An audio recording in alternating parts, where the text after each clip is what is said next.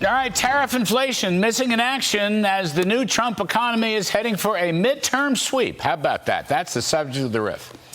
So, where's the tariff inflation we've all been hearing about day after day, month after month from the liberal media that wants to bring Trump down and then from Wall Street economists who should know better? The latest CPI from May barely budged, up 0.1%. And since January, get this, consumer prices are up only 1.4% at an annual rate. 1.4% annually. Energy down, clothes down, new cars down, gasoline down, core goods and commodities all down. 9 months ago, when the inflation rate was twice as high as it is today, Fed head Jay Powell slammed a jumbo rate cut, which actually backfired when long-term rates went up. So where's Powell today? He's missing in action. The Fed funds rate right now is about 1 percentage point too high.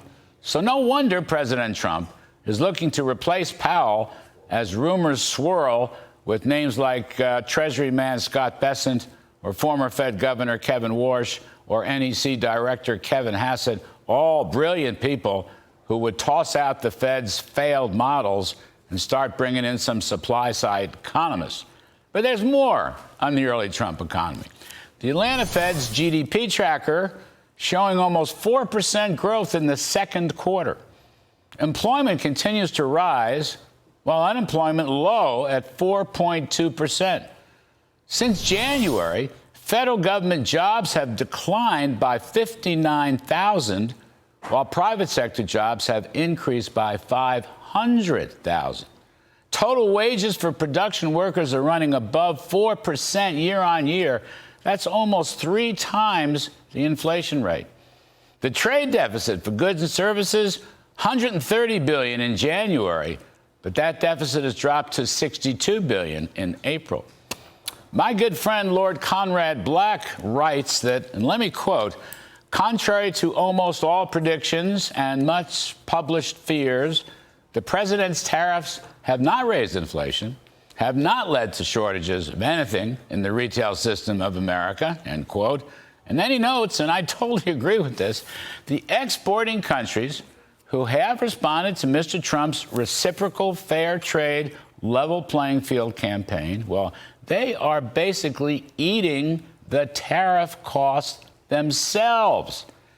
Meanwhile, roughly 130 countries around the world are still trying to make new trade deals with the U.S., and Mr. Trump will likely hold his tariff rate steady for a good while as deals are being made, including the recent Geneva Consensus extended through the London meeting of Chinese and U.S. negotiators.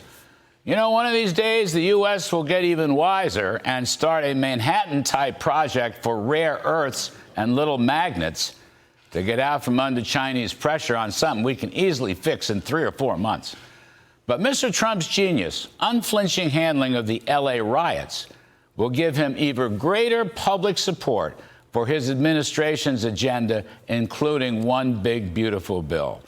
The 3% growth dividend for that bill, with its full cost expensing of factories, along with working class tax cuts and Mr. Trump's strong law and order deportation policies, set up the GOP for a sweep in next year's midterm elections. You heard it first here. That's the riff.